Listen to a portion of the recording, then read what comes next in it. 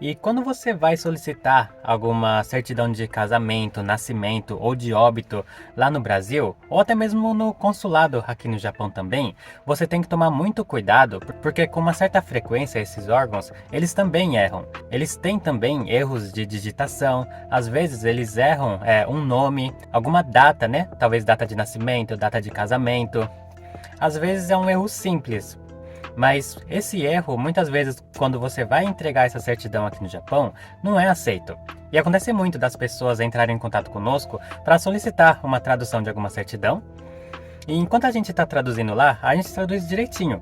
E quando a pessoa ela entrega no órgão que está solicitando essa certidão, a pessoa percebe que a data de nascimento está errado, ou algum nome, né, tá diferente com os outros documentos. E por causa disso, a pessoa não consegue fazer o trâmite que ela precisa fazer. E quando acontece isso, às vezes o cliente entra em contato conosco, né, solicitando que a gente muda só um ponto. Mas quando a certidão em si, ela tem algum erro, não tem como a gente arrumar somente esse erro, esse ponto ali na tradução, por causa que o que vale mesmo é a original.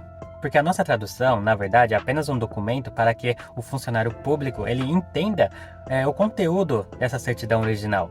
Então, não tem como a gente fazer alteração somente na tradução, sendo que a certidão original está errada. E também falando um pouco sobre ética e diretrizes de tradução também, a gente só pode fazer a tradução. A gente tem que ser fiel na tradução e não podemos acrescentar, não podemos mudar nada do conteúdo. Essa aí é a nossa ética e também as diretrizes do tradutor. Então é muito importante quando você solicita a certidão de nascimento ou alguma coisa no Brasil, você pedir para a pessoa que está lá no balcão verificar direitinho o nome, a data de nascimento, a data de casamento, verificar todos os nomes assim se está escrito direitinho. Fazer tudo isso é um pouco chato, é um pouco difícil, mas é uma coisa bem necessária, porque depois que fica pronto esse documento. Esse documento ele vem para o Japão e depois passa pela tradução. E daí depois que fica pronto e você entrega ele ali no balcão do órgão público, a pessoa vai falar que essa certidão não está errado e você vai ter que começar tudo do zero pedindo uma certidão novamente, falando que está errado, essas coisas.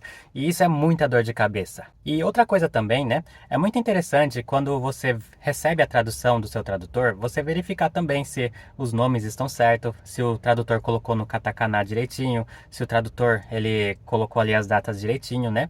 E caso tiver algum erro, aí você solicita para o tradutor fazer os ajustes, arrumar o erro. Daí você pede para ele imprimir ali uma versão alterada, né, arrumada direitinho, né?